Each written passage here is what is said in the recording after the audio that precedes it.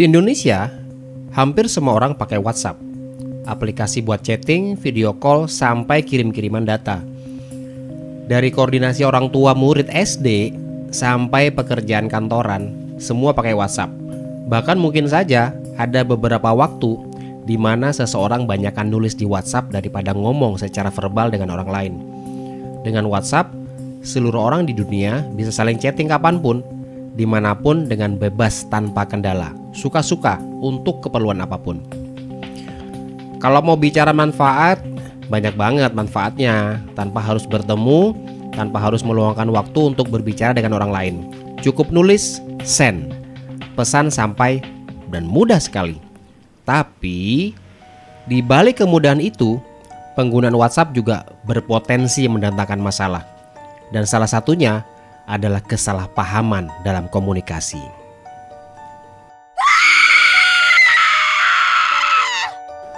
Mari kita membahas fenomena ini dari sisi model komunikasi. Joseph A. De Vito, seorang profesor di bidang komunikasi, menjelaskan bahwa komunikasi adalah proses yang kompleks dan dinamis, melibatkan pengirim, penerima, pesan, saluran, dan konteks yang saling mempengaruhi. Menurut model komunikasi De Vito, pesan seperti "kenapa nggak jawab pesanku kemarin" bisa salah dipahami karena beberapa hal. 1. Konteks. Kondisi penerima, misalnya lagi stres atau capek, bikin mereka lebih sensitif dalam menanggapi pesan. 2. Encoding atau penyandian pesan. Pesan teks sulit menunjukkan emosi atau nada. Jadi, maksud penerima yang sebenarnya netral bisa terdengar seperti teguran. 3. Decoding atau penerimaan pesan. Penerima mengartikan pesan sesuai perasaan dan kondisi mereka saat itu. Bisa jadi terasa menyalahkan meskipun niat pengirim tidak begitu. 4. Noise emotional. Emosi negatif penerima jadi penghalang komunikasi, bikin pesan terasa berbeda dari maksud asli. 5. Feedback. Respon penerima yang defensif atau terlalu minta maaf bisa menambah kesalahpahaman.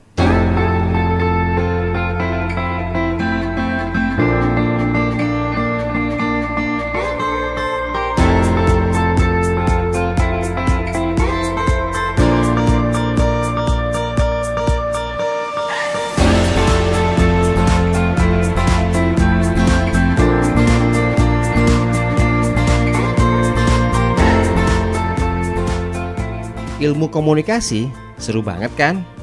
Nah, sekarang yuk kita berkenalan dengan salah satu teori dalam komunikasi. Teori tersebut adalah Social Information Processing Theory atau SIP Theory dari Joseph Walter. Teori ini membantu menjelaskan mengapa dan bagaimana orang bisa beradaptasi dengan keterbatasan komunikasi digital untuk menciptakan pemahaman yang lebih mendalam meskipun tidak ada isyarat nonverbal seperti dalam komunikasi tatap muka. Teori ini mengajukan bahwa komunikasi melalui media digital membutuhkan waktu lebih lama untuk membangun kedekatan dan kejelasan, karena kita perlu mengganti isyarat nonverbal dengan petunjuk-petunjuk lainnya seperti diksi, gaya penulisan, dan emotikon. Konsep utama Social Information Processing Theory dalam kasus WhatsApp. 1. Adaptasi komunikasi dalam media teks. Menurut SIP Theory, meskipun komunikasi digital memiliki keterbatasan, pengguna bisa secara bertahap beradaptasi dengan memanfaatkan petunjuk lain yang tersedia dalam teks.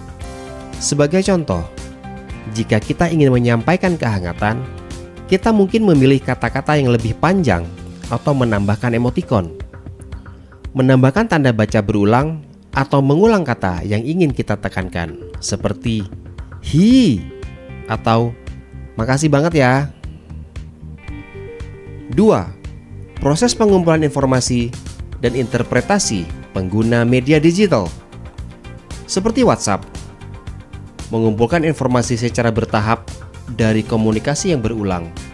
Karena itu, Setiap pesan yang masuk menjadi bahan tambahan untuk memahami konteks lebih baik. Jika dalam komunikasi awal pengguna kurang memahami gaya pesan seseorang, seiring berjalannya waktu, mereka akan membangun pemahaman yang lebih baik berdasarkan pada komunikasi sebelumnya. 3. Isyarat sosial melalui teks. Dalam WhatsApp, pengguna cenderung mengekspresikan emosinya melalui penggunaan gaya bahasa, tanda baca, dan emotikon untuk menggantikan isyarat sosial fisik. Namun, ini juga menyebabkan salah persepsi jika penerima tidak memiliki informasi atau pemahaman yang cukup tentang konteks atau gaya pengirim.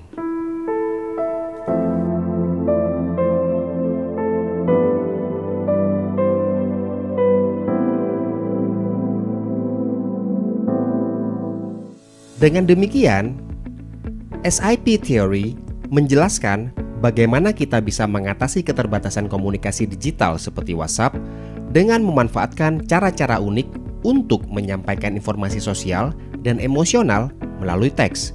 Bahkan, meski ada kemungkinan kesalahpahaman di awal komunikasi.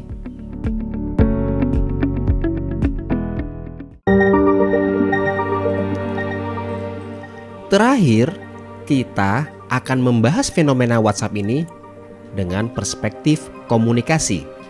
Dan yang paling mendekati adalah perspektif interpretivisme. Komunikasi dipahami sebagai proses di mana makna dibentuk melalui pengalaman subjektif dan konteks pribadi setiap individu. Dalam kasus pesan WhatsApp ini, interpretivisme akan melihat bagaimana penerima mengartikan pesan "kenapa nggak jawab pesanku kemarin" sesuai dengan pengalaman, perasaan, dan situasi yang sedang mereka alami saat itu.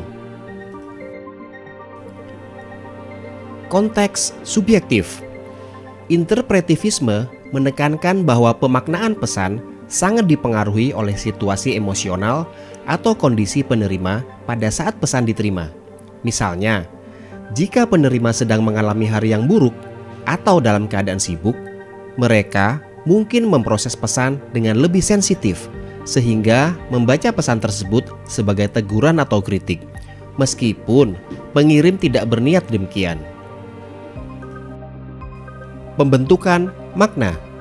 Perspektif interpretivisme mengakui bahwa makna tidak hanya terkandung dalam kata-kata, tetapi dibentuk oleh pengalaman pribadi.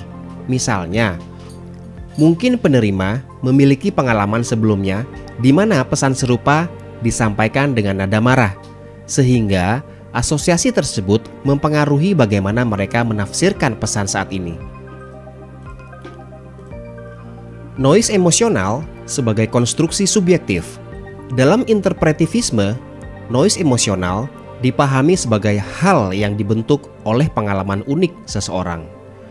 Noise ini menjadi lensa yang membentuk cara seseorang menafsirkan pesan, sehingga penerima mungkin mendengar kritik atau teguran dalam pesan yang sebenarnya bernada netral. Interaksi dinamis antara pengirim dan penerima. Perspektif ini melihat komunikasi sebagai proses kolaboratif.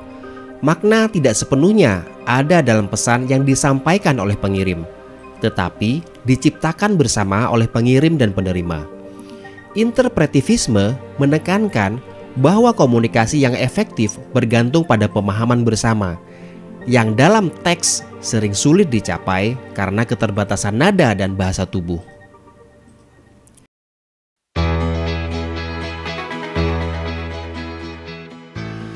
Dalam pandangan interpretivisme, kasus WhatsApp ini menunjukkan bagaimana makna sebuah pesan dapat dengan mudah disalahartikan jika tidak ada pemahaman bersama atau konfirmasi.